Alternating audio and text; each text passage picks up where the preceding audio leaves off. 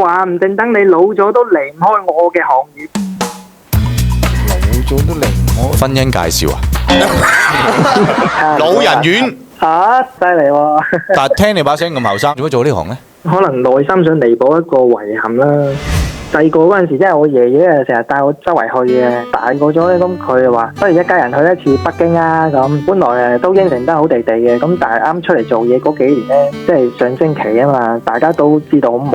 咁諗住等到自己以為有時間嗰陣時再去啊。咁後來即係發覺爺爺啲記憶力又越嚟越差，咁咪去到後邊都唔係好記得我啦。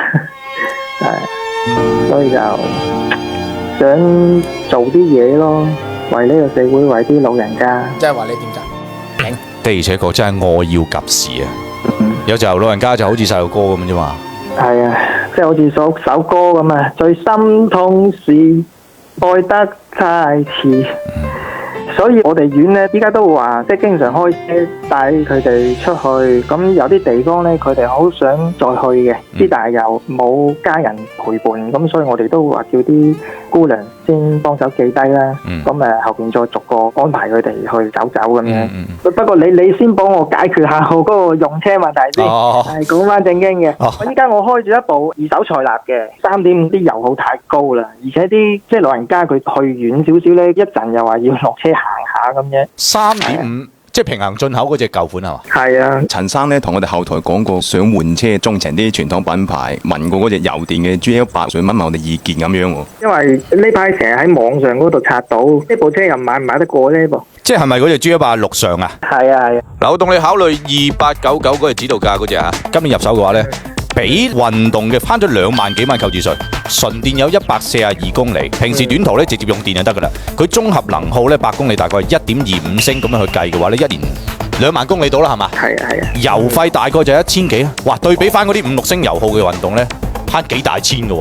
咁真係慳好多喎！但係最想了解嘅就係，即係呢老人家，如果佢坐車坐得耐嘅話咧，即係佢會唔會好難受咧？即係佢後排空間啊，同埋即係舒唔舒適咁樣㗎？GL8大家都可以睇睇，其實呢一隻嘅 G180陸上咧，2排嘅航空座椅係帶腿托嘅，坐攰咗咧，其實可以拉伸下自己隻腳啊。然之後座椅咧就經過呢個調校咧，就冇咁容易坐得攰，同埋冇咁容易暈車，而且7座嘅話咧係劇院式佈局啊，保證每個座位咧個視野都係好開闊，而且唔頂頭嘅。我哋測試過噶啦。最重要一樣嘢就係咩咧？公公婆婆坐喺度，個個都可以喺每一個座位去睇到沿途嘅風景。令到你咁有心帶啲老人家出去睇唔同風景嘅呢，可以實現到呢個目的。而且呢，3排其實係可以好鬆容坐到3個大人嘅。哦，咁車呢，有時放假即係我都會攞嚟家用啦，即係屋企又有2個小朋友，即係跑跑趯趯咁，即係佢會唔會更適合？因為佢2排個智慧屏一開動畫片嘅話呢。靜晒，你自己完全可以專心去開車。呢個用過真係幾爽噶。有功能我仲特別好中意嘅就係外放電。因為有時候咧去露下營啊，你同埋啲老人家出去，然之後攰啊，坐得喺度煮個茶啊，打個邊爐啊，煮個咖啡咁樣樣，哇！我覺得真係好爽啊。以前邊夠膽諗呢啲嘅？即係而家科技進步啦嘛。特別係 GL8咧，呢個陸上咧上市未夠半年啊，交咗超過3萬台車噶啦。呢個保有量咧，其實到你以後去置換咧係有保障嘅。特別而家年底咧，我睇翻佢嘅嗰個購車政策好優惠，不過最重要就係咩呢？你如果真係剛需，你點都要過去試駕下，睇係咪真係適合你先好。啱，唔該晒，初仔，唔該晒。唔使。喂，我聽你頭先講呢，就話你嗰度都有好多其他姑娘㗎係嘛？係啊。係，我主要想過去睇你姑娘，睇下啲公公婆婆嘅。得冇問題，得俾你試住1個月啊？使唔使？歡迎喎。試你隔離床，我坐同意嘅點讚，我直播。